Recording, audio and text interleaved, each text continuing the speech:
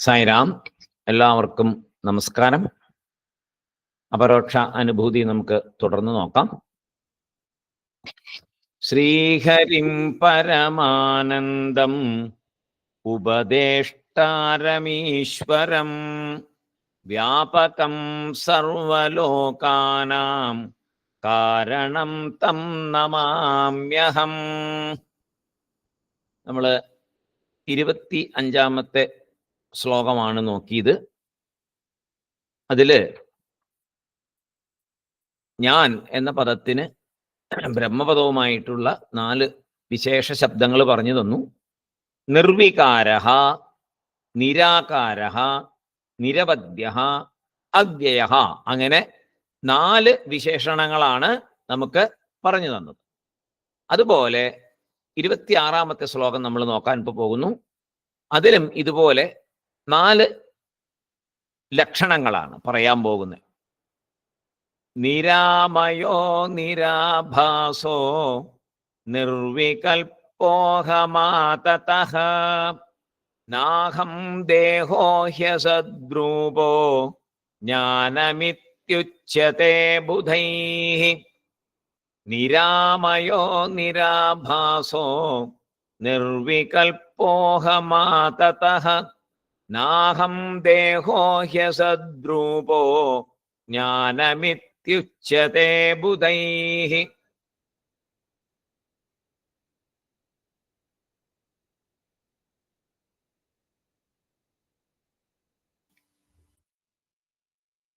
ആദ്യ വരിയില് ഞാൻ എന്ന പദത്തിന്റെ 4 ലക്ഷണങ്ങളെ പറയും. അഹം നിരാമയഃ, അഹം നിരാമയഃ. ആമയഃ എന്നാൽ രോഗമാണ്. ആമയഃ എന്ന് പറഞ്ഞാൽ രോഗം, ഡിസീസ്. നിരാമയഃ എന്ന് പറഞ്ഞാൽ രോഗമില്ലാത്തവൻ. ഞാൻ രോഗമില്ലാത്തവൻ, നമുക്ക് എങ്ങനെ വിശ്വസിക്കാൻ പറ്റും അല്ലേ? ഞാൻ രോഗമില്ലാത്തവനാണ്. അപ്പോ ഉടനെ ഓർക്കണം, അതെന്താ അങ്ങനെ പറയാൻ കാരണം? ഇതാണ് വിചാരം ചെയ്യൽ. നിരാമയഃ. എങ്ങനെയാണ് ഞാൻ നിരാമയനാകുന്നത്? സിമ്പിളാണ്. ഞാൻ ഈ ശരീരമല്ല, അതുകൊണ്ട് തന്നെ ഞാൻ നിരാമയനാണ്. ഞാൻ ആരാണ്? ഞാൻ സച്ചിത് ആനന്ദമാണ്, അതുകൊണ്ട് ഞാൻ നിരാമയനാണ്. അപ്പോൾ അതിനു മുമ്പ് പറഞ്ഞ കഴിഞ്ഞ ശ്ലോകങ്ങളിൽ പറഞ്ഞ വാക്കുകളെ നോക്കണം. ഞാൻ നിർവികാരനാണ്, ഞാൻ നിരാകാരനാണ്, ഞാൻ നിരവധ്യനാണ്, ഞാൻ അവ്യയനാണ്. അപ്പോ ഞാൻ നിരാമയനാണ്. എനിക്ക് അസുഖമൊന്നുമില്ല. ആത്മാവാണ് ഞാൻ, ഞാൻ ബ്രഹ്മമാണ്, ഞാൻ ആ സത്താണ്, ചിത്താണ്. അപ്പോ ശരീരത്തിനാണ് രോഗം. അപ്പൊ ഞാൻ ശരീരമല്ല ശരീരമല്ല എന്ന് കുറെ പറഞ്ഞു. നമുക്ക് ശരീരത്തിന്റെ ലക്ഷണങ്ങൾ പറഞ്ഞിട്ട് പറഞ്ഞു ഇതെല്ലാം നശിക്കുന്നതാണ്, അതുകൊണ്ട് ഞാനല്ല. ഞാൻ നശിക്കാത്തതാണ്, സാക്ഷിഭൂതനാണ്, അതുകൊണ്ട് ഞാൻ എന്നുമുള്ള ആളാണ്, അതുകൊണ്ട് ഞാൻ നിരാമയനുമാണ്. എനിക്കല്ല അസുഖം, എൻ്റെ ശരീരത്തിനാണ് അസുഖം. ഡോക്ടറെ അടുത്ത് ചെല്ലുമ്പോൾ പറയുന്നുണ്ട് എൻ്റെ വയറിന് സുഖമില്ല, എൻ്റെ തലയ്ക്ക് വേദന വരുന്നു, എൻ്റെ കണ്ണിന് കാഴ്ചയില്ല, എൻ്റെ ചെവിക്ക് കേൾക്കാൻ മേല. എൻ്റെ എന്ന് പറഞ്ഞാണ് പറയുന്നത്, ഞാൻ എന്ന് പറയുന്നില്ല. ഞാൻ കേൾക്കുന്നില്ല, ഞാൻ കാണുന്നില്ല എന്ന് പറയുന്നില്ല. എനിക്ക് കാണാൻ പറ്റുന്നില്ല, എനിക്ക് കേൾക്കാൻ പറ്റുന്നില്ല. അപ്പോ ഞാൻ വേറെ ശരീരം വേറെ എന്ന് നമുക്ക് അറിയാം, നമ്മൾ പ്രയോഗിക്കുന്നുണ്ട്. പക്ഷേ നമ്മൾ കലാകാലങ്ങളായിട്ട് ജന്മജന്മങ്ങളായിട്ട് ഇത് രണ്ടിനെയും കൂടെ ചേർത്ത് വെച്ചിരിക്കുകയാണ്. ഞാനെയും ശരീരത്തിനെയും കൂടെ ചേർത്ത് വെച്ചിരിക്കുന്നു. ആ ചേർത്ത് വെച്ചതിനെ പതുക്കെ നീക്കി, അതാണ് ഒരു തടസ്സം. ആത്മാനുഭൂതിക്കുള്ള തടസ്സം എന്താണ്? ഈ ചേർന്ന് ഒട്ടി ഇരിക്കലാണ്. ആത്മാവും ശരീരവും തമ്മിൽ ഒട്ടി ഇരിക്കുന്നതാണ് നമ്മൾക്ക് ആത്മാനുഭൂതിക്കുള്ള തടസ്സം. ആ തടസ്സത്തെ മാറ്റുകയാണ് അപരോക്ഷാനുഭൂതി കൂടെ. അപ്പൊ പറയുന്നു നിരാമയഃ. ലോകത്തില് ഏത് പ്രോഡക്റ്റ് ഉണ്ടാക്കിയാലും അതിന് മെയിൻ്റനൻസും കൂടെ ഉടനെ പ്ലാൻ ചെയ്യും. ഇപ്പം നമ്മൾ കാണുന്നതാ, ഏത് പ്രോഡക്റ്റിനും ഉടനെ മെയിൻ്റനൻസും കൂടെ പ്ലാൻ ചെയ്യും. ഏത് പ്രോഡക്റ്റിനും ഗ്യാരണ്ടി പറയുന്നു. 5 വർഷം ഗ്യാരണ്ടി, 3 വർഷം ഗ്യാരണ്ടി, 2 വർഷം ഗ്യാരണ്ടി. അത് കഴിഞ്ഞിട്ട് ഒരു കാര്യം കൂടെ പറയും, അഡീഷണൽ ഒരു ഫീസ് അടച്ചാൽ 3 വർഷം കൂടെ മെയിൻ്റനൻസ് ഫ്രീ ആയിട്ട് ചെയ്തു തരും. അങ്ങനെ അഡീഷണൽ ആയിട്ട് പൈസ കൊടുത്താൽ പിന്നത്തെ, അപ്പം മെയിൻ്റനൻസ് ഉണ്ടെന്നുള്ള ഉറപ്പാണ്. അല്ലെങ്കിൽ അങ്ങനെ ഒരു ക്ലോസ് വെക്കേണ്ട കാര്യമില്ലല്ലോ. പുതിയതായിട്ടൊരു ക്ലോസ് വെക്കുന്നുണ്ട്. ആദ്യത്തെ 2 വർഷം ഗ്യാരണ്ടി ഉണ്ട്. അത് കഴിഞ്ഞാൽ നിങ്ങളൊരു 3 വർഷത്തേക്ക് ചെറിയൊരു എമൗണ്ട്, നോമിനൽ എമൗണ്ട് അടച്ചു കഴിഞ്ഞാൽ അത് വീണ്ടും നമ്മൾ ഫ്രീ ആയിട്ട് വന്ന് നോക്കിത്തരും എന്ന് പറയും. അപ്പോൾ 2 വർഷം കഴിയുമ്പോൾ, ഗ്യാരണ്ടി പീരീഡ് കഴിയുമ്പോൾ എന്തായാലും ഇതിന് കുഴപ്പമുണ്ടാവും എന്നുള്ള ഉറപ്പാണ്. അപ്പൊ ഏത് പ്രോഡക്റ്റിനും അങ്ങനെ മെയിൻ്റനൻസിനും കൂടെ പ്ലാൻ ചെയ്യുന്നുണ്ട് ഇപ്പോൾ. അതായത് ക്രിയേറ്റ് ചെയ്യപ്പെടുന്നതിനെല്ലാം റിപ്പയറും ഉണ്ട് എന്നാണ്. ക്രിയേറ്റ് ചെയ്യപ്പെടുന്നതിനെല്ലാം റിപ്പയറും വേണ്ടി വരും. അതുപോലെ ബോഡി എങ്ങനെയാണ്? ശരീരം ഉണ്ടാക്കപ്പെടുന്നതാണ് അല്ലേ? ശരീരം ഉണ്ടാക്കുന്നതല്ലേ? ഭക്ഷണം കഴിച്ച് നമ്മൾ വളർത്തി കൊണ്ടുവന്നു ഉണ്ടാക്കിക്കൊണ്ടിരിക്കുകയാണ് ശരീരത്തെ. ആദ്യം കുഞ്ഞിനെ ഗർഭത്തിൽ നിന്ന് പുറത്ത് വന്നപ്പോൾ മുതൽ ഭക്ഷണം കഴിച്ച് ഇങ്ങനെ വലുതാക്കി. അപ്പോ എന്തായി? അത് ക്രിയേറ്റ് ചെയ്യപ്പെടുന്നതാണ്, ഉണ്ടാക്കപ്പെടുന്നതാണ്. അതുകൊണ്ട് എന്താ വരിക? അതിന് ഈ പറഞ്ഞ റിപ്പയർ ഒക്കെ ഉണ്ടാവും. പെയിൻ വരും, വേദനകൾ വരും. അപ്പൊ എന്ത് ചെയ്യണം? റിപ്പയർ ചെയ്യണം. റിപ്പയർ ചെയ്ത് ശരിയാക്കി എടുക്കേണ്ടി വരണം. ആ റിപ്പയർ ചെയ്യുന്നതിന്റെ പേരാണ് ചികിത്സ. ഈ ശരീരത്തിന്റെ റിപ്പയർ ഒക്കെ നടക്കുന്നതാണ് ചികിത്സ. ആനുവൽ മെയിൻ്റനൻസ് ഇല്ലേ? ഇപ്പൊ ഇതിന് പോകാറുണ്ട്. എന്തിനാ? തിരുമ്മാനൊക്കെ പോകാറുണ്ട് ആൾക്കാർ എല്ലാ വർഷവും. ഒരു പ്രായം കഴിഞ്ഞാൽ നടുവേദന, കൈവേദന, കാലുവേദന, അപ്പോൾ വർഷാവർഷം തിരുമ്മാൻ പോകുന്നവരുണ്ട്. ആനുവൽ മെയിൻ്റനൻസ് അവിടെ ചെയ്യുന്നുണ്ട്. അപ്പൊ അങ്ങനെ ശരിക്കും നമ്മൾ അതിനെ ആ രീതിയിൽ കാണണം. നമ്മൾ തിരുമന് പോകുമ്പോ എന്താ ഓർക്കണ്ടേ? എൻ്റെ ഈ ശരീരത്തിനാണ് തിരുമല്. ഞാൻ ഇത് അനുഭവിക്കുന്ന ആളാണ്, കണ്ടുകൊണ്ടിരിക്കുന്ന ആളാണ്. ഈ ശരീരത്തെ തിരുമുന്നു, ഞാനിത് അറിയുന്നു. പക്ഷെ ശരീരത്തെ മെയിൻറ്റെയിൻ ചെയ്യണ്ടേ? ശരീരത്തെ ഭംഗിയായിട്ട് സൂക്ഷിക്കണം എന്ന് പറയുന്നുണ്ട് ഉപനിഷത്തില്. ശരീരം ക്ഷേത്രമാണ്, ഭംഗിയായിട്ട് ഉപയോഗിക്കണം, വൃത്തിയായിട്ട് വെക്കണം. ഒരു തരത്തിലും ഇതിനെ കേടുവരുത്താൻ പാടില്ല. വളരെ പവിത്രമായതാണ്. നശിച്ചു പോകുമെങ്കിലും ഇത് പവിത്രമാണ്. കാരണം നമ്മൾ ഇതിനകത്ത് ചിതാഭാസൻ ഇവിടെ ഇരുന്നു കൊണ്ടാണ് നമ്മളെ മോക്ഷത്തിലേക്ക് നയിക്കുന്നത്. അപ്പൊ അതുകൊണ്ട് ഇത് പവിത്രമാണ്. അതിനെ രോഗം വരാതെയൊക്കെ നോക്കേണ്ട ഒരു ഉത്തരവാദിത്വമുണ്ട്. വേദങ്ങളിലൊക്കെ അതാണ് പറയുന്നത്. നല്ല രീതിയിൽ ജീവിക്കുക, ധർമ്മപരമായിട്ട് ജീവിക്കുക, നല്ല ഭക്ഷണം കഴിക്കുക. അങ്ങനെയൊക്കെ ചെയ്തു കഴിയുമ്പോൾ എന്തുണ്ടാവും? ഇത് ഈ ശരീരം അതിനെ അലോട്ട് ചെയ്തിരിക്കുന്ന അത്രയും ആയുസ് ഭംഗിയായിട്ടിരിക്കും. അങ്ങനെ ശരീരം സൗഖ്യമായിട്ടിരിക്കുമ്പോൾ ഈശ്വര ചിന്തയ്ക്ക് സൗകര്യമുണ്ട് അല്ലേ? വേദന എടുത്തുകൊണ്ടിരിക്കുമ്പോൾ ഈശ്വര ചിന്ത എളുപ്പമല്ല. ശരീരത്തിലേക്ക് പോകും, മനസ്സ് ആ വേദനയിലേക്ക് പോവും. ഏറ്റവും കൂടുതൽ വേദനയിലോട്ടാണ് മനസ്സ് പോവുക. സന്തോഷം വരുമ്പോഴും അങ്ങനെ തന്നെയാ. ആ സന്തോഷത്തെ ആസ്വദിക്കാനായിട്ട് മനസ്സ് പോകുമ്പോൾ ഈശ്വരനെ വിസ്മരിക്കും. അപ്പൊ അതുകൊണ്ട് ഈ വേദനകൾ വരുമ്പോൾ വലിയ ബുദ്ധിമുട്ടാണ് നമുക്ക് ആ സമയത്തിരുന്ന് പ്രാർത്ഥിക്കാനും ധ്യാനം നടത്താനും ഒക്കെ. അപ്പൊ അതുകൊണ്ട് ശരീരത്തെ നല്ല രീതിയിൽ സൂക്ഷിക്കേണ്ടത് നമ്മുടെ ഉത്തരവാദിത്തമാണ്. അതും ഭഗവാൻ തന്നെയാണ് അല്ലേ? 5 ഭൂതങ്ങൾ കൊണ്ട് ഉണ്ടാക്കിയിരിക്കുന്നു. ഈ ഭൂതം എവിടെ നിന്നുണ്ടായി? ബ്രഹ്മത്താൽ തന്നെ ഉണ്ടാക്കപ്പെട്ടതാണ്. എല്ലാം അവിടെ നിന്നുള്ള സൃഷ്ടിയാണ്. അപ്പൊ ആ സൃഷ്ടികളെയൊക്കെ മാനിക്കണം, അതിനെയൊക്കെ ബഹുമാനിക്കണം. അപ്പോ രോഗവും, ഞാൻ ഈ ശരീരമല്ലാത്ത കാരണം എനിക്ക് രോഗമില്ല. അതാണ് ഇവിടെ മനസ്സിലാക്കേണ്ട കാര്യം. അപ്പൊ ഇങ്ങനെയൊക്കെ വരുന്നത് ഈ ശരീരത്തിനാണ്. ഇത് നശിക്കുന്നതാണ്, ഉണ്ടാകുന്നതാണ്, ക്രിയേറ്റ് ചെയ്യപ്പെടുന്നതാണ്. ഞാൻ എന്നുമുള്ളതാണ്, അനശ്വരനാണ്, ഒരിക്കലും നാശമില്ലാത്തതാണ്, അന്ത്യമില്ലാത്തതാണ്, അനന്തമാണ്. അപ്പോ ആത്മാവിന് ഈ റിപ്പയറും വേണ്ട, മെയിൻ്റനൻസും വേണ്ട. ആത്മാവിന് ഇതൊന്നും വേണ്ട.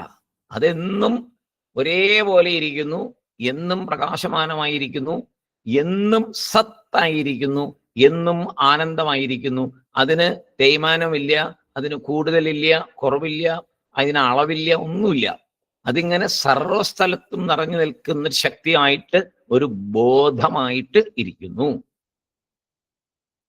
മറ്റുള്ളവരുടെ ശരീരത്തിന് രോഗം വരുമ്പോ, വേദന കാണുമ്പോൾ നമ്മൾ എന്ത് പറയും? അയ്യോ പാവം എന്ന് പറയും അല്ലേ? എന്ത് വേദനയാ അയാൾ സഹിക്കുന്നത്, അയ്യോ പാവം. നമ്മൾ സ്ഥിരം പറയുന്നൊരു കാര്യമാണ്. മറ്റുള്ളവരുടെ വേദന കാണുമ്പോൾ നമ്മൾ പറയും അയ്യോ പാവം, എന്ത് വേദന സഹിക്കുന്നു, എങ്ങനെ അയാൾ അഡ്ജസ്റ്റ് ചെയ്തു പോകുന്നു എന്നൊക്കെ നമ്മൾ പറയും. ആ ഒരു എമ്പതി നമ്മൾക്ക് വരും. അതുപോലെ ആവണം അവനവന്റെ കാര്യത്തിലും. എളുപ്പമല്ല അല്ലേ? അതെങ്ങനെയാ പറയാൻ പറ്റണമെന്ന് കഴിഞ്ഞാൽ പറയാൻ പറ്റണം. അതാണ് വിചാരം ചെയ്യൽ. സാധിക്കണം. മറ്റുള്ളവരുടെ വേദന, ശരീരത്തിലെ വേദന കാണുമ്പോൾ അയ്യോ പാവം എന്ന് പറയുന്ന പോലെ അവനവന്റെ ശരീരത്തിൽ വരുമ്പോഴും ഇരിക്കട്ടെ, എന്റെ ശരീരമല്ലേ, ശരീരം ഒരു ദിവസം കേടുവരുമല്ലോ, പോവുമല്ലോ, അതങ്ങനെ ഇരിക്കട്ടെ. ഞാനതിനെക്കുറിച്ച് കൂടുതൽ ബോധവാനാകേണ്ട കാര്യമില്ല. ഞാൻ ഈ ശരീരമല്ല, പിന്നെ അതിനെ മെയിൻറ്റെയിൻ ചെയ്തൊക്കെ കൊണ്ടുപോകാം. ഞാൻ ആത്മാവാണ്, ഞാൻ സാക്ഷിയാണ്, ഈ വേദനയെ കാണുന്ന ആളാണ്, ഇതിനെ ചികിത്സിക്കുമ്പോൾ ആ ചികിത്സയെ കാണുന്ന ആളാണ്. ചികിത്സിക്കപ്പെടുന്ന ശരീരമല്ല ഞാൻ, ചികിത്സയെ കാണുന്ന ആളാണ് ഞാൻ. എന്ന് വരണം. അപ്പൊ അവനവനെ നോക്കി അയ്യോ പാവം എന്ന് പറയുന്നൊരവസ്ഥയിലേക്ക് വരണം എന്നാണ് പറയുന്നത്. അപരോക്ഷാനുഭൂതി ചിലപ്പോൾ ഇട്ടേച്ച് പോകും എന്നാ തോന്നുന്നത് പലരും വഴിയിൽ ഇതൊക്കെ കേൾക്കുമ്പോഴത്തേക്ക്, അല്ലേ? അവനവനെ നോക്കി അയ്യോ പാവം എന്ന് പറയണം എന്ന് അപരോക്ഷാനുഭൂതി പറയുമ്പോ അയ്യോ ഇത് പിന്നെ എങ്ങനെ മുന്നോട്ട് പോകണേ എന്ന് തോന്നൽ വരാം. പക്ഷെ ഇതാണ് വിചാരം ചെയ്യൽ. ഇങ്ങനെയാണ് തടസ്സത്തെ മാറ്റുന്നത്. ഈ ശരീരം തടസ്സമാണ്. ശരീരം ഞാനാണ് എന്നുള്ളതൊരു തടസ്സമാണ്. ശരീരം തടസ്സമല്ല, ശരീരം ഞാനാണ് എന്നുള്ളൊരു തടസ്സം. ആ തടസ്സത്തെ മാറ്റാൻ അയ്യോ പാവം എന്ന് തോന്നണം. എപ്പോ ശരീരത്തിന് വേദന വരുമ്പോ, മറ്റുള്ളവർ ശരീരത്തിന് വേദന വരുമ്പോ എങ്ങനെ തോന്നുന്നോ അതുപോലെ അവനവന്റെ ശരീരത്തിന് വരുമ്പോഴും തോന്നണം. അപ്പോ എന്ന് ഞാൻ അങ്ങനെ ഒരു ഗുരു പറഞ്ഞിട്ടുണ്ട്, ഇങ്ങനെ തോന്നണമെന്ന്. ശാരീരിക രോഗങ്ങൾ വരുമ്പോൾ ഈ വാക്ക് മനസ്സിൽ പറഞ്ഞ് നാം നേടിയ അറിവിനെ ഉണർത്തണം. നേടിയ അറിവിനെ ഉണർത്തണം, സംരക്ഷിക്കണം. എന്താണ് നേടിയ അറിവ്?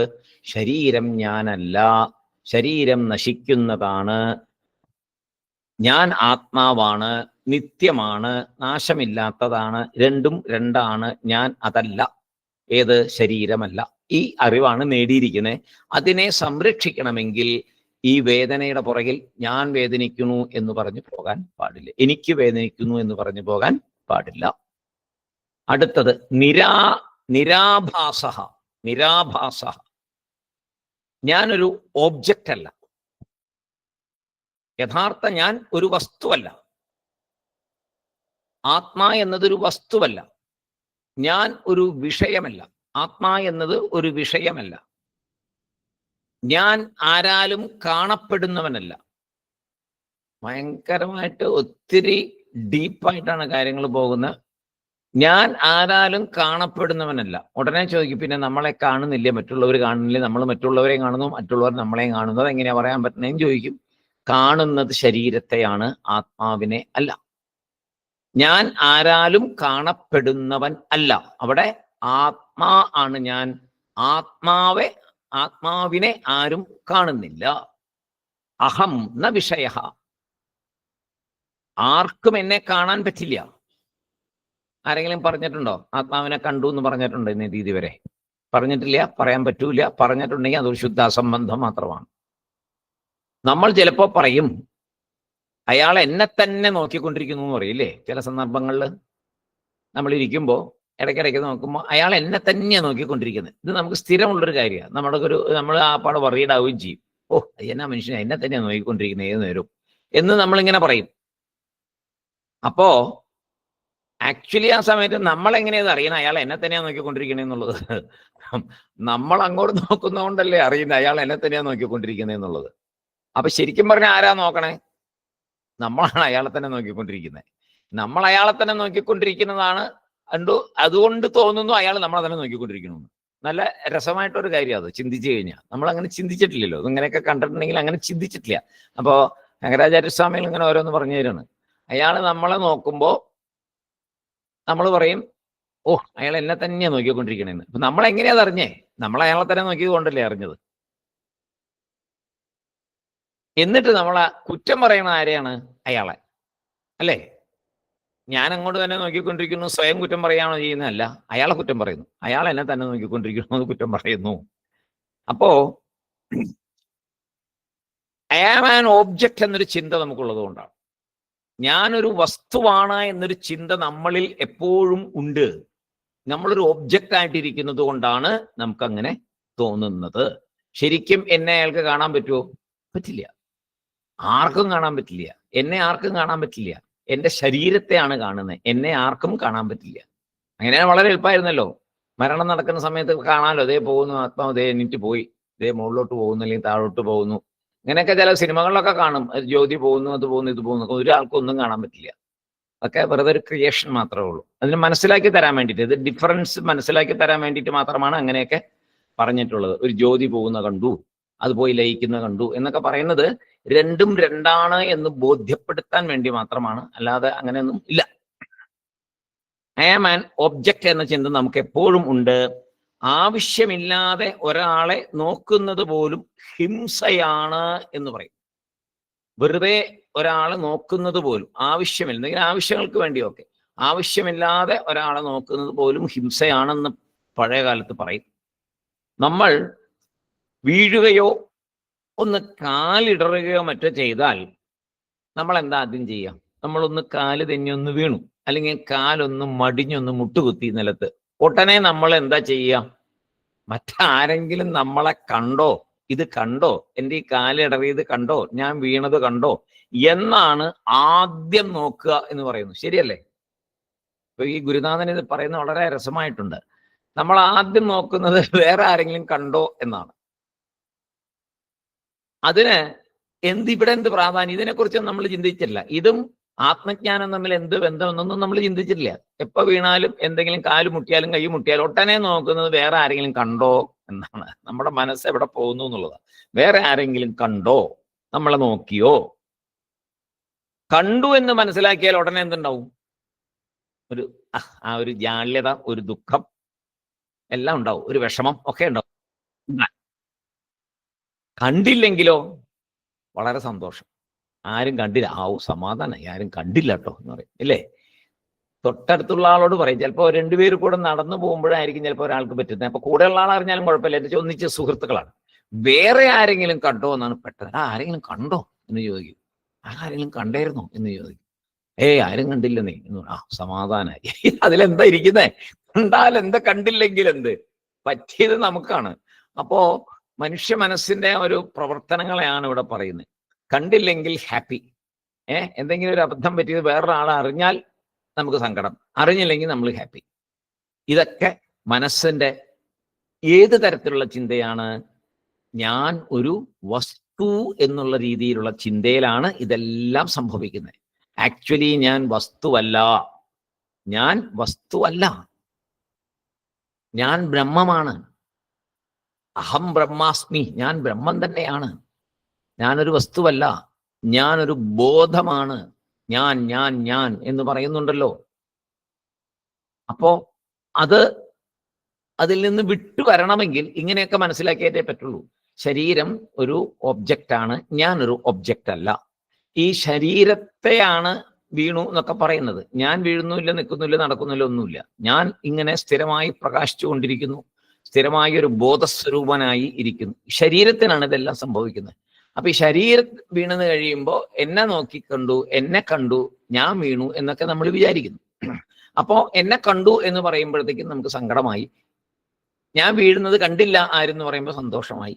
ആക്ച്വലി ഞാൻ അവിടെ ഇതിലൊന്നും ബാധിതനായിട്ടുള്ള ആളല്ല. ഞാൻ ഒബ്ജക്റ്റ് എന്ന രീതിയിൽ ഇരിക്കുമ്പോഴാണ് ഇതൊക്കെ സംഭവിക്കുന്നത്. എന്നെ ആർക്കും കാണാൻ പറ്റില്ല. എൻ്റെ മനസ്സ് അറിയാം, അറിയാതിരിക്കാം. 3 തരത്തിലുണ്ടാവാം. എൻ്റെ മനസ്സ് ഒരു പക്ഷേ മറ്റുള്ളവർ അറിയാം, അല്ലെങ്കിൽ അറിയാതിരിക്കാം, പിന്നെ അന്നുമല്ലെങ്കിൽ തെറ്റായി മനസ്സിലാക്കിയിരിക്കാം. അപ്പൊ നമ്മൾ എന്ത് പറയും? എന്നെ വേണ്ട പോലെ നിങ്ങൾ മനസ്സിലാക്കിയിട്ടില്ല എന്ന് പറയും, അല്ലേ? എന്നെ അയാൾക്ക് അറിയില്ല, എന്നെ അയാൾ മനസ്സിലാക്കിയിട്ടില്ല. ചിലപ്പോൾ നമ്മൾ നേരിട്ട് തന്നെ പറയാറുണ്ട്, നിങ്ങൾ വിചാരിക്കുന്ന ആളല്ല ഞാൻ, നിങ്ങൾക്ക് എന്നെ അറിയില്ല, നിങ്ങൾ വിചാരിക്കുന്ന ആളല്ല ഞാൻ. ഇതൊക്കെ നമ്മൾ എവിടെയാ പറയുന്നത്? ഇപ്പൊ നേരത്തെ സ്ഥൂല ശരീരത്തിന്റെ കാര്യമാണ് പറഞ്ഞത്, വീഴുമ്പോഴും മറിയുമ്പോഴും കാല് മുട്ടുമ്പോഴും കൈ മുട്ടുമ്പോഴും എന്നൊക്കെ പറഞ്ഞത്. ഇനി ഇപ്പൊ പറയുന്നത് സൂക്ഷ്മ ശരീരത്തിന്റെ കാര്യമാണ്. അതാരാണ്? മനസ്സ്. അപ്പോ നമ്മൾ പറയും, എന്നെ നിങ്ങൾക്ക് ശരിക്കും അറിയില്ല കേട്ടോ, ഞാൻ അങ്ങനെയുള്ള ഒരാളല്ല, അല്ലെങ്കിൽ ഞാൻ ഇന്ന രീതിയിലാണ്. ഇങ്ങനെ നമ്മൾ ഒരു കോണ്ടെക്സ്റ്റിലൊക്കെ സംസാരിക്കാറുണ്ട്, എപ്പോഴും ഉണ്ടാവുന്നൊരു കാര്യം. അപ്പൊ 3 തരത്തില് അയാൾ നമ്മളെ മനസ്സിലാക്കാം. എങ്ങനെയാ? നമ്മുടെ മനസ്സിനെ, ഈ സൂക്ഷ്മ ശരീരത്തിനെ, എൻ്റെ മനസ്സിനെ ഒരു പക്ഷേ അയാൾക്ക് അറിയാം, ഒരു പക്ഷേ അറിയാതിരിക്കാം, വേറൊരു പക്ഷേ തെറ്റായി അറിയാം, അങ്ങനെ ഉണ്ടാകാം. എൻ്റെ ശരീരത്തെ കാണാം, അത് തെറ്റായിട്ടല്ല, നേരെ കാണാം എൻ്റെ ശരീരത്തെ. പൊക്കം കൂടിയ ആളാണോ, പൊക്കം കുറഞ്ഞ ആളാണോ, വണ്ണമുള്ള ആളാണോ, വണ്ണമില്ലാത്ത ആളാണോ, വെളുത്തതാണോ, കറുത്തതാണോ, ഇതൊക്കെ ഒരാൾക്ക് ഈ ശരീരത്തെ നേരിട്ട് കാണുമ്പോൾ അറിയാം. മനസ്സിനെ അങ്ങനെ ഒരാൾക്ക് അറിയാൻ പറ്റുമോ? മനസ്സിനെ അങ്ങനെ ഒരാൾക്ക് അറിയാൻ പറ്റില്ല. യഥാർത്ഥ എന്നെ ആർക്കും കാണാൻ പറ്റില്ല. ഇതാണ് 3 കാര്യമാണ്. ഈ ശരീരത്തെ ഒരാൾക്ക് കാണാം, അതിന്റെ നിറം അറിയാം, അതിന്റെ ഹൈറ്റ് അറിയാം, അതിന്റെ വെയിറ്റ് അറിയാം, എല്ലാ കാര്യങ്ങളും അറിയാം. അംഗങ്ങളെ കുറിച്ചൊക്കെ അറിയാം, ഓരോ അവയവങ്ങളെ കുറിച്ചും അറിയാം, മറ്റൊരാൾക്ക് അറിയാം. മനസ്സിനെ വരുമ്പോഴത്തേക്കും അറിയില്ല. കുറച്ചറിയാം, ചിലപ്പോൾ അറിയാം, അതിന് ചിലപ്പോൾ എന്നുള്ളൊരു കാര്യമുണ്ട്. ചിലപ്പോൾ അറിയാം, ചിലപ്പോൾ അറിയാതിരിക്കാം, ചിലപ്പോൾ തെറ്റായി അറിയാം. ഇനി ഒറിജിനൽ ഞാൻ, ആത്മാ, എന്നെ ആർക്കെങ്കിലും അറിയാൻ പറ്റുമോ? ജ്ഞാനിക്ക് അറിയാൻ പറ്റത്തുള്ളൂ. ജ്ഞാനിക്ക് സർവവും ആത്മാ. അപ്പാണ് ജ്ഞാനം നേടണമെന്ന് പറയാൻ കാരണം അതുകൊണ്ടാണ്. ജ്ഞാനിക്ക് മാത്രമേ എന്നെ അറിയാൻ പറ്റുള്ളൂ. ഞാൻ ആര് എന്നറിയുന്നത് ജ്ഞാനി മാത്രം. ആ ജ്ഞാനത്തിനാണ് നമ്മൾ ഇത് പഠിക്കുന്നത്. ആ ജ്ഞാനം കിട്ടാനാണ് പഠിക്കുന്നത്. അതിനുള്ള തടസ്സങ്ങളെ മാറ്റുന്നതാണ് അപരോക്ഷാനുഭൂതിയിൽ കൂടി പഠിക്കുന്നത്. അപ്പൊ അതില് വലിയൊരു തടസ്സമാണ് ശരീരവും മനസ്സും ഒക്കെ തടസ്സമാണ്. ഇപ്പൊ നമ്മൾ മെയിനായിട്ട് സ്ഥൂല ശരീരത്തെ എടുത്തിരിക്കുന്നത്, മനസ്സിലേക്ക് കാര്യമായിട്ട് പ്രവേശിച്ചിട്ടില്ല. ഇനി വരുന്ന ഭാഗങ്ങളിലൊക്കെ അതിലേക്ക് പോണ്ടി വരും. അതിനെല്ലാം മാറ്റി മാറ്റി വേണ്ടേ പോവാൻ. ആദ്യം ഈ ശരീരം എന്ന തടസ്സത്തെ ഒന്ന് മാറ്റി കിട്ടാനാണ് ഇപ്പോൾ കാര്യമായിട്ട് നമ്മൾ പ്രവർത്തിക്കുന്നത്. അപ്പോ എന്നെ ആർക്കും കാണാൻ പറ്റില്ല. യഥാർത്ഥത്തിൽ എന്നെ ആർക്കും കാണാൻ പറ്റില്ല. അല്ലെങ്കിൽ പറയായിരുന്നല്ലോ, ഇതേ എന്നെ ആള് പോയി മരിച്ചു എന്ന് പറയുമ്പോൾ കണ്ടു, ഞങ്ങൾ കണ്ടു, പോണത് കണ്ടു, ശരിയാ പുള്ളി മരിച്ചു എന്ന് പറയാലോ. പറയാൻ പറ്റാറില്ല. പിന്നെ അങ്ങനെ അഹം ന വിഷയ, എനിക്കും ആരെയും കാണാൻ പറ്റില്ല എന്നും മനസ്സിലാക്കണം. പറ്റുന്നുണ്ടോ? എനിക്ക് ആരെങ്കിലും കാണാൻ പറ്റുന്നുണ്ടല്ലോ. നമ്മളിപ്പോൾ അപരോക്ഷാനുഭൂതിയൊക്കെ പഠിക്കുന്നു. ആ ശരിയാ, ഞാൻ ആ പുള്ളിയുടെ ആത്മാവിനെ കാണുന്നു എന്ന് പറയാൻ പറ്റുമോ? പറയാൻ പറ്റാറില്ല. നമുക്കും പറ്റില്ല, ആർക്കും കാണാൻ പറ്റില്ല. നമ്മൾ കാണുന്നതെല്ലാം കണ്ണിൽ കൂടിയാണ്. കണ്ണിൽ കൂടി കാണുന്നത് പറഞ്ഞാൽ ഇന്ദ്രിയത്തിൽ കൂടി കാണുന്നതാണ്. ഇന്ദ്രിയങ്ങൾ നശിക്കുന്നതാണ്. കണ്ണും നശിക്കും ഒരു ദിവസം. ഈ ശരീരം പോകുമ്പോൾ കണ്ണും പോവില്ലേ? അതേമാതിരി കാണുന്ന ഒബ്ജക്റ്റുകളെല്ലാം നശിക്കുന്നതല്ലേ? എന്തിനെ കാണുന്നുവോ അതെല്ലാം നശിക്കുന്നതാണ്. കാണുന്ന ഈ കണ്ണും നശിക്കുന്നതാണ്. അതുകൊണ്ട് തന്നെ കാണുന്നതൊന്നും സത്യമല്ല, കണ്ണും സത്യമല്ല. അത് മിഥ്യ എന്നുള്ള വാസത്തിലേക്ക് വരുമ്പോൾ വിശദമായിട്ട് പഠിക്കാം. അപ്പൊ നമ്മൾ കാണുന്നതെല്ലാം അനാത്മാവിനെയാണ്. ആത്മാവിനെ അല്ല കാണുന്നത്. ആത്മാവിനെ കാണാൻ പറ്റില്ല. കാണുന്നതെല്ലാം അനാത്മാവിനെ. ഇത് തന്നെയാണ് അദ്വൈതം. കാണുന്നതെല്ലാം ആത്മാവിനെ, എല്ലാം നമ്മൾ കാണുന്നു, കണ്ടുകൊണ്ടിരിക്കുന്നു, അതിനെ യഥാർത്ഥമാണെന്ന് വിശ്വസിക്കുന്നു. ഞാൻ വേറെ, കാണുന്നത് വേറെ. ഞാൻ ഈ ശരീരമാണ് എന്ന് വിചാരിച്ചുകൊണ്ട് എല്ലാത്തിനെയും കാണുന്നു. അത് തന്നെ അദ്വൈതം. എനിക്കും ആരെയും കാണാൻ പറ്റില്ല, എന്നെയും ആർക്കും കാണാൻ പറ്റില്ല. അവിഷയ അഹം. അവിഷയ അഹം. ഞാനൊരു ഒബ്ജക്റ്റ് അല്ല. എന്നെ ആർക്കും കാണാൻ പറ്റില്ല, എനിക്കും ആരെയും കാണാൻ പറ്റില്ല. ഞാൻ ഒരു ബോധസ്വരൂപമാണ്. രണ്ടർത്ഥം ഇവിടെ പറയാം. ഒന്ന്, മറ്റുള്ളവർക്ക് ഞാൻ ഒരു ഒബ്ജക്റ്റ് അല്ല. പിന്നെ ന വിദ്യതേ വിഷയ യസ്യ അഹം. അതായത് രണ്ടാമതൊന്നില്ല. ന വിദ്യതേ വിഷയ യസ്യ അഹം.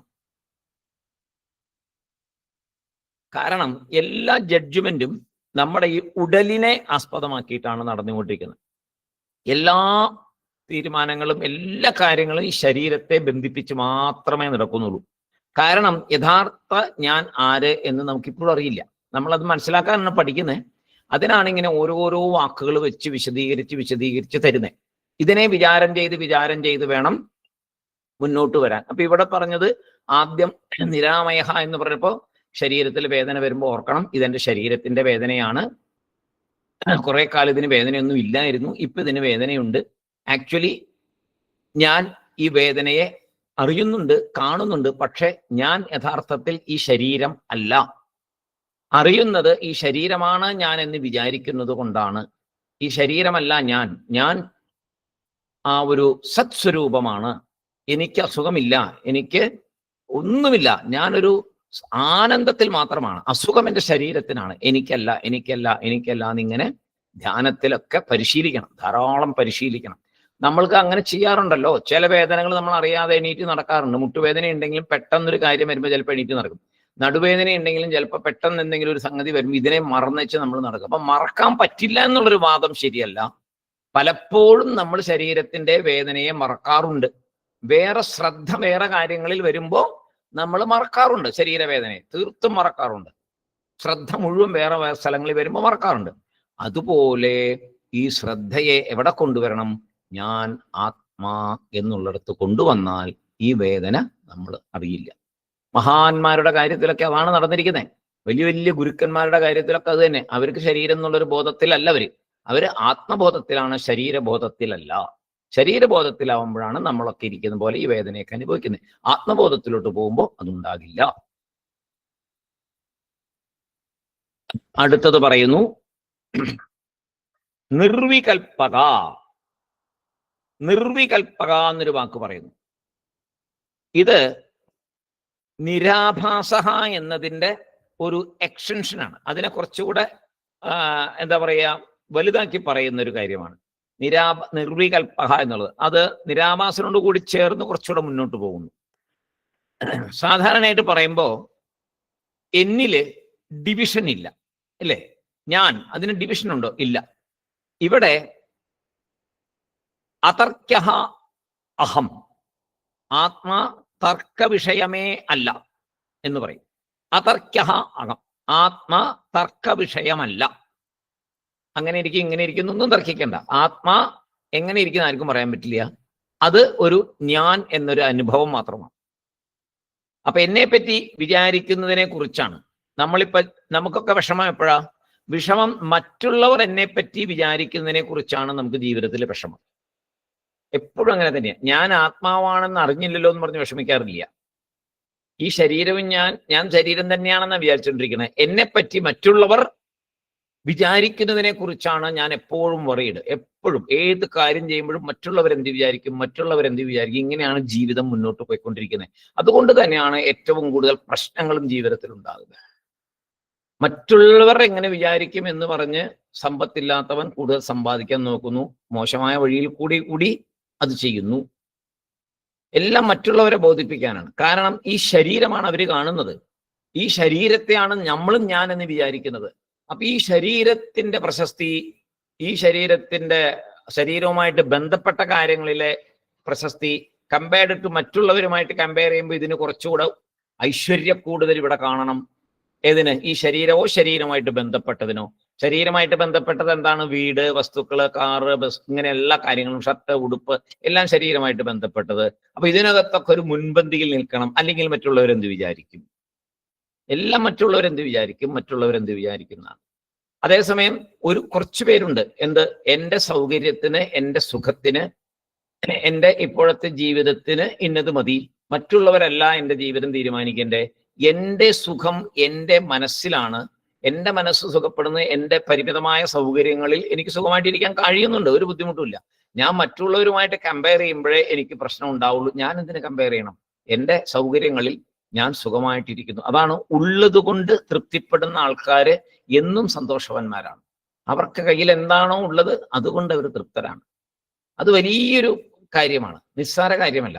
അവനവന്റെ കയ്യിൽ ഉള്ളത് കൊണ്ട് തൃപ്തരായിരിക്കുന്നത് വലിയ ഒരു ആത്മീയ സാധന തന്നെയാണ്. സംതൃപ്തരായിരിക്കുക ഉള്ളത് കൊണ്ട്. മോക്ഷത്തിന്റെ ഏറ്റവും വലിയ മോക്ഷത്തിന്റെ തൊട്ടടുത്തേക്ക് കൊണ്ട് നമ്മളെ നിർത്തുന്നതാണ് സംതൃപ്തി.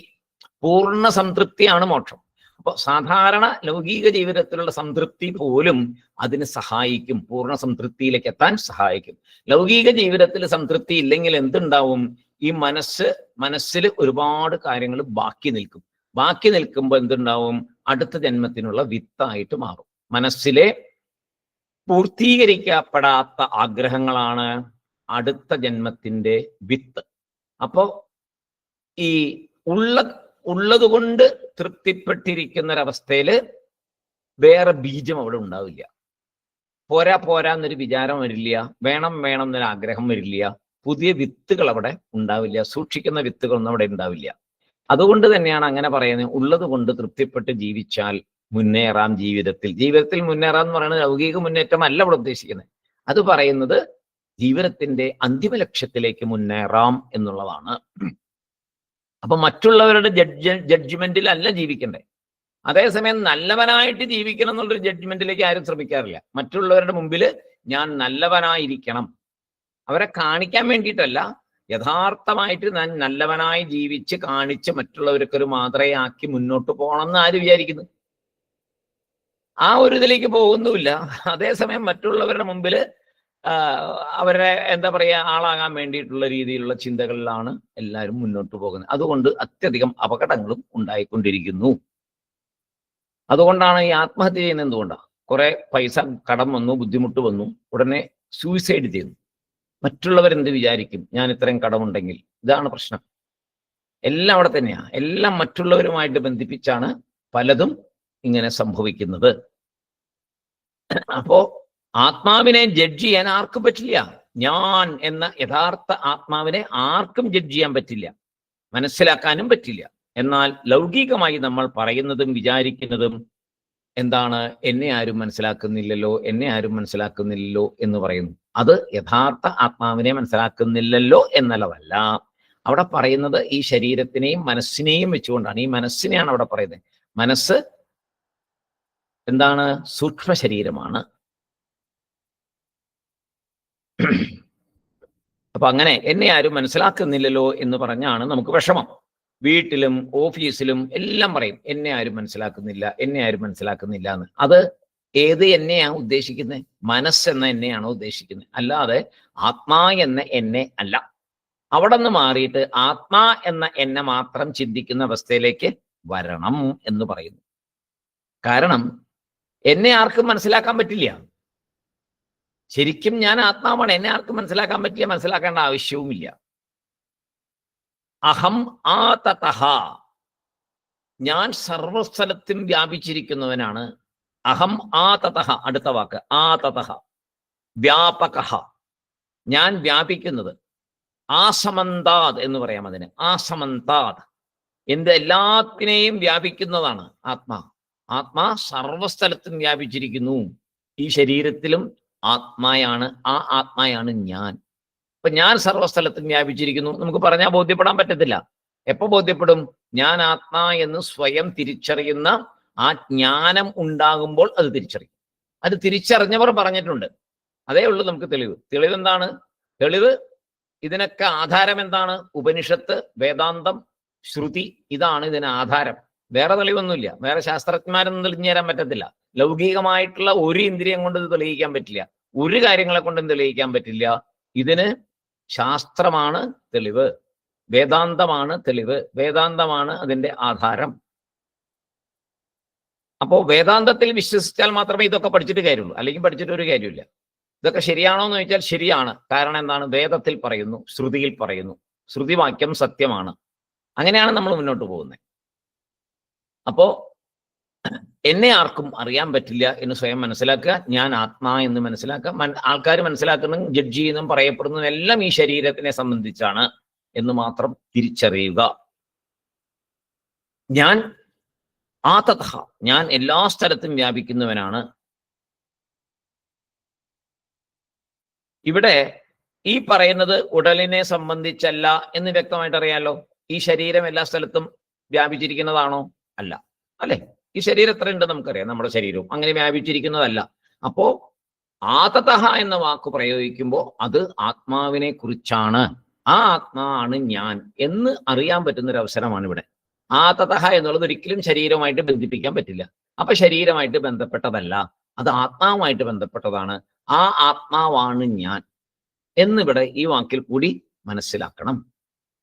ഉടലിന് വ്യാപിക്കാൻ പറ്റില്ല, എന്നാൽ ആത്മസ്വരൂപമായി എല്ലാത്തിനെയും വ്യാപിക്കുന്നവനാണ് ഞാൻ എന്ന് ഉപനിഷത്തുകൾ പറഞ്ഞു തരുന്നു. ഐ ആം എവരിവെയർ, അതും പറഞ്ഞു തരുന്നു ഉപനിഷത്ത്. അപ്പോ അത് പറയും, ഒരു ഇംഗ്ലീഷിലൊരു വാക്ക് പറയും, God is not in the place, place is in the God എന്ന് പറയും. ഇന്ന സ്ഥലത്തിൽ ദൈവം എന്ന പറയുന്നത് തെറ്റാണ്. ദൈവത്തിലാണ് ഈ സ്ഥലങ്ങളെല്ലാം. പക്ഷെ നമ്മളെല്ലാം പറയും അമ്പലത്തിൽ ദൈവം എന്ന് പറയും. ഈ അമ്പലം എവിടെ ഇരിക്കുന്നത്? ചിന്തിച്ചു നോക്കിയിട്ടില്ല. സാധാരണക്കാരന് ചിന്തിക്കാൻ പറ്റില്ല. അപരോക്ഷാനുഭൂതി പഠിക്കുന്ന നമ്മൾ ചിന്തിക്കണം. ദൈവം അമ്പലത്തിലാണ്, അമ്പലത്തിൽ പോകുന്നു. അമ്പലം എവിടെ ഇരിക്കുന്നു? ഈശ്വരനിലാണ്. ഈശ്വരനിലാണ് നമ്മളെല്ലാവരും ഇരിക്കുന്നത്. ബ്രഹ്മത്തിലാണ് നമ്മളെല്ലാവരും ഇരിക്കുന്നത്. ആ ഒരു അവസ്ഥയിലേക്ക് മനസ്സിനെ കൊണ്ടുവരണം. കാരണം ഈശ്വരനില്ലാത്ത ഒരു സ്ഥലവും ഇല്ല. ഈശ്വരനില്ലാതെ ഒരു സ്ഥലവും ഇല്ല. അതല്ലേ ഉപനിഷത്തിൽ പറയുന്നുണ്ടല്ലോ, ഈശ്വരനില്ലാതെ ഒരു സ്ഥലവും ഇല്ല. ആത്മസ്വരൂപം എല്ലാ സ്ഥലത്തും വ്യാപിക്കുന്നതാണ്. അതേപോലെ ജീവബ്രഹ്മ ഐക്യം വരുന്നത് കൊണ്ട് ഞാൻ സർവവ്യാപിയാണ്, ഈശ്വരൻ സർവവ്യാപിയാണ്, ഞാനും ഈശ്വരനും ആത്മാവാണ്. ജീവ ഐക്യം നമ്മൾ കുറെ പഠിച്ചു ജീവബ്രഹ്മ ഐക്യം. ഇപ്പൊ അതാണ് പറഞ്ഞത്, ഈ ലക്ഷണങ്ങളെല്ലാം വെച്ച് വരുമ്പോ ജീവബ്രഹ്മ ഐക്യത്തിലേക്ക് തന്നെയാണ് പോവുക. ശരീര ബ്രഹ്മ ഐക്യമല്ല. ഇപ്പൊ നമ്മൾ ജീവിക്കുന്നത് ശരീര ബ്രഹ്മ ഐക്യം പറഞ്ഞുകൊണ്ടാണ്. അത് തെറ്റാണ്. ഇപ്പോ ഈശ്വരൻ സർവവ്യാപിയാണ്. എങ്ങനെ എന്ന് പറഞ്ഞാൽ അതിനൊരു ഉദാഹരണം പറയുന്നത് സ്വപ്നം. നമ്മൾ സ്വപ്നം കാണുന്നു. സ്വപ്നം ഈശ്വരൻ തന്നതാണ്, അല്ലെ? സ്വപ്നം കാണാനൊരു ഭാഗ്യം ഈശ്വരൻ തന്നിട്ടുണ്ട്. ഈ സ്വപ്നാവസ്ഥയില് നമ്മൾ വലിയ ഒരു ലോകത്തില് ആണ് ജീവിക്കുന്നത്, അല്ലെ? സ്വപ്നത്തിൽ നമ്മൾ ജീവിക്കുന്ന വലിയൊരു ലോകത്തിലാണ്. സ്വപ്നാവസ്ഥയിലെ ലോകത്തിന്റെ സ്പേസ് എവിടെ ഇരിക്കുന്നത്? സ്വപ്നാവസ്ഥയിലെ ലോകത്തിന്റെ സ്പേസ് എവിടെ? നമ്മൾ ചിന്തിച്ചിട്ടില്ലല്ലോ ഇതുവരെ. സ്വപ്നം കണ്ടു, സന്തോഷമായിരിക്കും, ചിലപ്പോൾ സങ്കടമായിരിക്കും, കണ്ടു, അത്രേ ഉള്ളൂ. അപ്പൊ ഇവിടെ അദ്ദേഹം കൂടെ കീറി മുറിച്ച് നോക്കുകയാണ്. സ്വപ്നാവസ്ഥയിലെ സ്പേസ് എവിടെ? ബോധം. നമ്മളിലാണ് സ്പേസ്. സ്വപ്നാവസ്ഥയിലെ സ്പേസ് നമ്മളിൽ തന്നെയാണ്. നമ്മളിൽ തന്നെയാണ് ജനിക്കുന്നത്. ആ സ്പേസ് ജനിക്കുന്നത് നമ്മളിൽ തന്നെയാണ്. നമ്മൾ തന്നെ വലിയൊരു ലോകം ഉണ്ടാക്കുന്നു, ഒരു ക്രിയേറ്റ് ചെയ്യുന്നു. നമ്മൾ തന്നെ ക്രിയേറ്റ് ചെയ്യുന്ന ആ ലോകം നമ്മുടെ ഉള്ളിൽ. എന്നിട്ട് സ്വപ്നം കണ്ടുകൊണ്ടിരിക്കുകയാണ്. സ്വപ്നത്തിലെ ആകാശത്തില് അല്ല ഞാൻ. ഞാൻ എവിടെയാണ്? എന്നിലാണ് ഈ ആകാശം. സ്വപ്നത്തിലെ ആകാശത്തിലല്ല ഞാൻ, എന്നിലാണ് ആ ആകാശം. എല്ലാ കാര്യങ്ങളും എന്നിലാണ്, അതിലല്ല ഞാൻ. ഇതാണ് ജ്ഞാനിയും പറയുക. ഈ അവസ്ഥയാണ് ജ്ഞാനി പറയുക. എന്നിലാണ് എല്ലാം. അതുകൊണ്ടാണ് ഈശ്വരനിലാണ് എല്ലാം. അപ്പോൾ അവിടെ ഐക്യം വരും, ജീവബ്രഹ്മ ഐക്യം അവിടെയും വരും. എന്നിലാണ് എല്ലാം എന്ന് ജ്ഞാനി തിരിച്ചറിയും. സ്വപ്നത്തില് എല്ലാം എന്നിലാണ്. ആ അതേ അവസ്ഥ ഉണർന്നിരിക്കുമ്പോൾ ബോധാവസ്ഥയിൽ ഉണ്ടാകുന്നതാണ് ജ്ഞാനം. സ്വപ്നത്തിലല്ല, ഉണർന്നിരിക്കുമ്പോൾ ശരിയായിട്ട് ഈ അവസ്ഥയിലേക്ക് എത്തുന്നതാണ് ജ്ഞാനം. എന്നിലാണ് എല്ലാം. ലോകത്തിലല്ല ഞാൻ, എന്നിലാണ് ലോകം. ഞാൻ സർവത്ര വ്യാപിച്ചിരിക്കുന്നു. ഇത് നമ്മൾ മറ്റുള്ളവരോട് ഉപദേശിക്കാനുള്ളൊരു കാര്യമല്ല. ഉപദേശിച്ചാൽ നമ്മളെ അടുത്ത ആശുപത്രി കൊണ്ടാക്കും.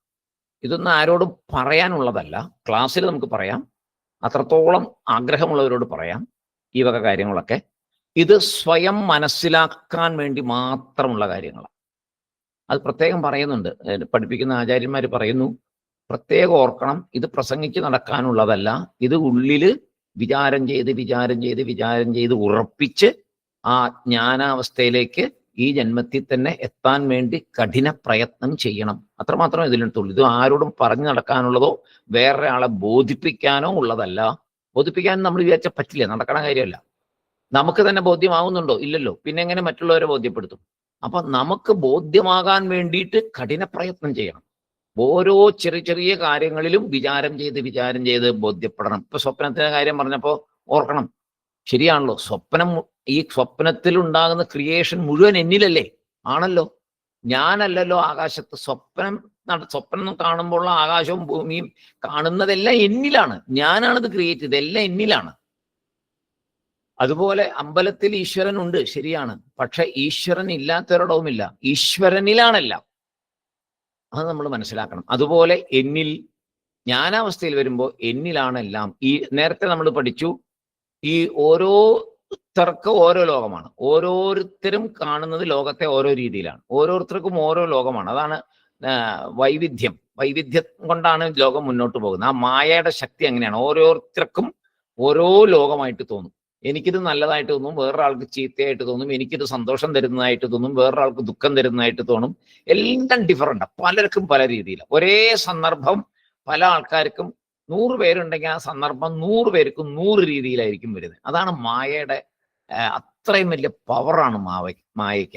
അതുകൊണ്ടാണ് നമുക്കതിൽ നിന്ന് വിട്ടുപോരാൻ പറ്റാത്തത്. അപ്പൊ അതുകൊണ്ടാണ് ആചാര്യസ്വാമികളൊക്കെ ഇങ്ങനെ കുറേ പദങ്ങളെ പറഞ്ഞ് ഇതൊന്നും നീയല്ല, ഇതൊന്നും നീയല്ല, നീ ഇതാണ്, നീ ഇതാണ്, നീ ഇതാണ്. ആദ്യം അല്ലാത്തതിനെ പറഞ്ഞു തരുവാണ്. ശരീരമല്ല, ശരീരമല്ല, ശരീരമല്ല എന്ന് പല പ്രാവശ്യം പറഞ്ഞിട്ട് ആത്മാവാണ്, ആത്മാവാണ് എന്ന് പറയും. അപ്പോഴേ അല്ലാത്തതിനെ മറിഞ്ഞാലേ ഉള്ളതിനെ കണ്ടുപിടിക്കാൻ പറ്റും. അല്ലെങ്കിൽ ഉള്ളതുമായിട്ട് ഞാൻ എന്താണെന്ന് വിചാരിച്ചിരിക്കുന്നു അതുമായിട്ട് ചേർത്ത് വെച്ചുകൊണ്ടേയിരിക്കും. അപ്പൊ മറ്റുള്ളവരോട് ഉപദേശിക്കാനുള്ളതല്ല, സ്വയം വിചാരം ചെയ്ത് മുന്നേറാൻ വേണ്ടിയാണ്. നമുക്ക് വരുന്ന പല തടസ്സങ്ങളെയാണ് പല പദങ്ങളാൽ മറികടക്കുന്നത് എന്നിവിടെ പ്രത്യേകം പറയുന്നു. പല പദങ്ങൾ ഉപയോഗിക്കാൻ കാരണം നമ്മുടെ മനസ്സിലുണ്ടാകുന്ന തടസ്സങ്ങൾ പലതാണ്. ഏതിന്?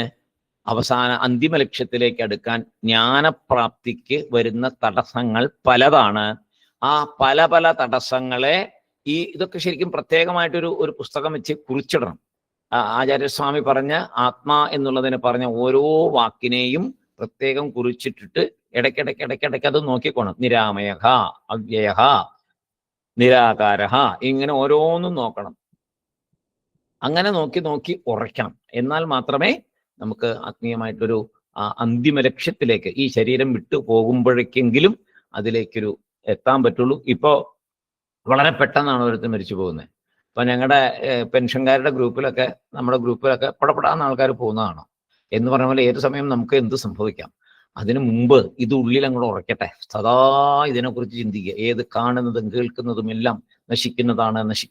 അത് ഏറ്റവും എളുപ്പമാണ്. അങ്ങനെ കുറച്ച് മുന്നോട്ട് പോയാൽ ഓരോന്ന് കാണുമ്പോഴും നശിക്കുന്നതാണെന്ന് ഓർക്കുക. അപ്പൊ അറ്റാച്ച്മെന്റ് അതിനോട് വരില്ല. അതേമാതിരി ബന്ധുത്വത്തിലും ഓർക്കുക. ഇതെല്ലാം ഈ ശരീരവുമായിട്ട് ബന്ധപ്പെട്ടല്ലേ ഉണ്ടാകുന്നതെന്ന് ഓർത്തിരുന്നാൽ അതിനോടുള്ള അറ്റാച്ച്മെന്റ് കുറഞ്ഞു വരും. ഇങ്ങനെയേ ചെയ്യാൻ പറ്റുള്ളൂ. അങ്ങനെ ചെയ്യണം. ചെയ്താലേ മുന്നേറുള്ളൂ. അപ്പോ ഇത്രയുമായിട്ട് നമുക്ക് ഇന്നത്തെ അസത് രൂപമായ ദേഹമല്ല ഞാൻ എന്ന് ഇപ്പൊ ഓരോ ശ്ലോകത്തിലും പറയുന്നു. നാഹം ദേഹോ ഹ്യസദ്രൂപോ ജ്ഞാനമിത്യുച്യതേ ബുധൈഹി. ഇങ്ങനെ ഈ ശരീരത്തെ അസദ്രൂപമാണ് എന്നറിയുന്നവനാണ് ജ്ഞാനി. ഈ ശരീരത്തെ അസദ്രൂപം എന്നറിയുന്നവൻ ജ്ഞാനി. ഈ ശരീരത്തെ ഞാൻ എന്ന് വിചാരിക്കുന്നവൻ ജ്ഞാനിയല്ല. ഈ ശരീരത്തെ ഞാനല്ല, ഇത് അസത്താണ് എന്ന് അറിയുന്നതാണ് ജ്ഞാനം. അങ്ങനെയാണ്, അതാണ് യഥാർത്ഥ ജ്ഞാനം. ഈ ശരീരം ഞാനല്ല എന്ന് ഉറച്ചുകൊണ്ട് അങ്ങനെ മുന്നോട്ട് പോയി യഥാർത്ഥ ജ്ഞാനം നമ്മളിൽ ഉറയ്ക്കാൻ, നിഷ്ഠയാകാൻ നമുക്ക് ഭഗവാനോട് പ്രാർത്ഥിക്കാം. ഇന്നത്തെ നമുക്ക് 26ാമത്തെ ശ്ലോകത്തിൽ അതിൽ ഇന്ന് ഇവിടെ നിർത്താം. ഓം പൂർണ്ണമദ പൂർണ്ണമിദം പൂർണ്ണാത് പൂർണ്ണമുദച്യത്തെ പൂർണ്ണസ്യ പൂർണ്ണമാദായ പൂർണ്ണമേവാവശിഷ്യത്തെ. ഓം ശാന്തി ശാന്തി ശാന്തി. ഹരി ഓം തത്സത്. ബ്രഹ്മാർപ്പണമസ്തു. അടുത്ത ദിവസം നമുക്ക് വീണ്ടും കാണാം. എല്ലാവർക്കും Sai Ram. Thank you sir. Sai Ram.